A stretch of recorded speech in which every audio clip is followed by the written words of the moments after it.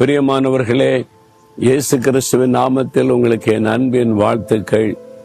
இந்த மியான்மர் தேசம் இருக்குல்ல, அங்க இருந்து கொண்டு தானே பேசுறேன்.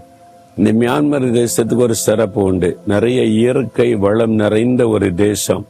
அதுல பர்மா தேக்குன்னு சொல்லுவாங்க.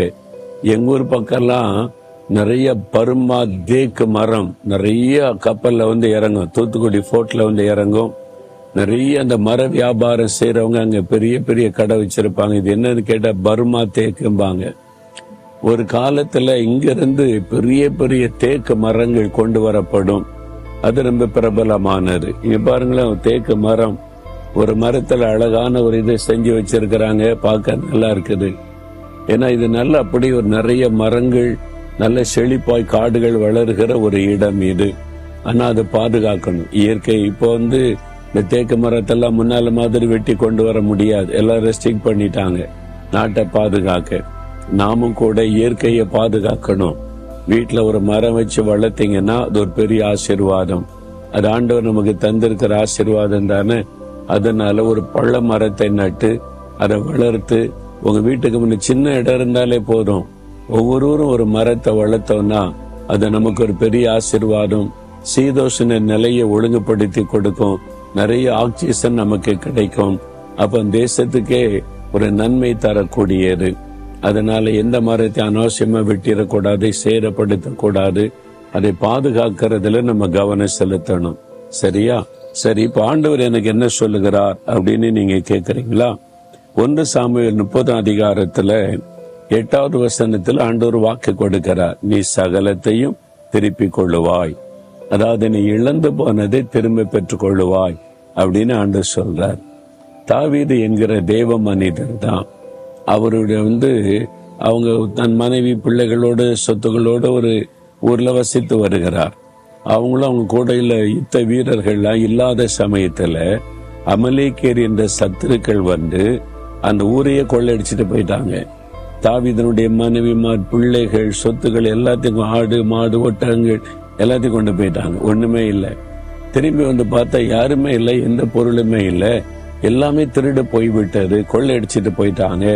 இழப்பு. அப்ப தாவீது தனக்கு பலன் இல்லாமற் போக மட்டும் அழுதாராம். மனைவி பிள்ளைகளை இழந்து, சொத்துக்களை இழந்து அழுகை, கண்ணீர் வடித்தார். ஒருவேளை நீங்க இழப்புக மத்தியில் இருக்கலாம். சரீர ஆரோக்கியத்தை இழந்து போய் பலவீனப்பட்டுட்டீங்களா? குடும்பத்தின் செல்வத்தை இழந்து தரித்திரத்துல வந்துட்டீங்களா? இருந்த வேலையை இழந்து அடுத்து என்ன செய்யறது நீ தடுமாறுறீங்களா? வியாபாரத்துல இழந்து கடன் பிரச்சனைகளை சிக்கி கொண்டீங்களா? உறவுகளை இழந்து நீங்க தவிக்கிறீங்களா? இழப்புக்கு மத்தியில யாரோ ஒருத்தரை பிரியமானவங்களை மரணத்துல அவங்க எடுத்துக்கொள்ளப்பட்டதுனால இந்த இழப்புனால வேதனைப்படுறீங்களா? ஏதோ ஒரு காரியத்தை, செல்வத்தை, ஆரோக்கியத்தை, பொருட்களை, உறவுகளை இழந்து தவிக்கிறீங்களா? ரொம்ப வேதனை தான். இழப்பு என்பது மிகப்பெரிய வேதனை. தாவீது மிகவும் அழுதார் என்று வசனத்துல சொல்லப்படுது. அப்புறம் தன்னை திடப்படுத்தி கொண்டு ஆண்டவரிடத்திலே போனார். ஆண்டவரே, எல்லாத்தையும் நான் இழந்துட்டேனே. என் மனைவி, பிள்ளைகள், சொத்துக்கள் எல்லாம் போயிட்டு சத்துருக்கள் கொள்ளையடிச்சிட்டு போயிட்டாங்களே. ஆண்டவர் அப்பதான் சொல்றார், பயப்படாதே தாவீது, இழந்து போன எல்லாவற்றையும் உனக்கு திரும்ப தருவேன். ஒன்றையும் சத்துரு கொண்டு போக முடியாது. இந்த சத்துருக்கிறான பிசாசு, அவன் தான் நமக்கு இழப்பை உண்டாக்குகிறவன், நம்முடைய ஆசீர்வாதத்தை திருடுகிறவன். ஆண்டவர் சொல்லுகிறார், எல்லாத்தையும் நீ திருப்பிக் கொள்ளுவாய், எல்லாத்தையும் நான் திரும்ப தருவேன். அதே மாதிரி ஆண்டவர் எல்லாவற்றையும் திரும்ப கொடுத்தார் என்கிற சரித்திரம் எழுதப்பட்டிருக்கிறது. உங்க வாழ்க்கையில இழந்து போன வேலையை நீங்க திரும்ப பெற்றுக் கொள்ளுவீங்க. இழந்து போன சொத்துக்களை திரும்ப பெற்றுக் கொள்ளுவீங்க. இழந்து போன சரீர ஆரோக்கியத்தை திரும்ப பெற்றுக் கொள்ளுவீங்க. இழந்து போன உறவுகளை திரும்ப பெற்றுக் கொள்ளுவீங்க. இழந்து போன ஊழியத்தை திரும்ப பெற்றுக் கொள்ளுவீங்க. நீ எதை இழந்து போய் நிக்கிறீங்க? ஆண்டவர் சொல்ற, திரும்ப தருவேன். விசுவாசிங்க. நாம் இழந்து போனதை நமக்கு திரும்ப கொடுக்கத்தான் இயேசு சிலுவையில எல்லாவற்றையும் இழந்து போனவராய் தொங்கினார்.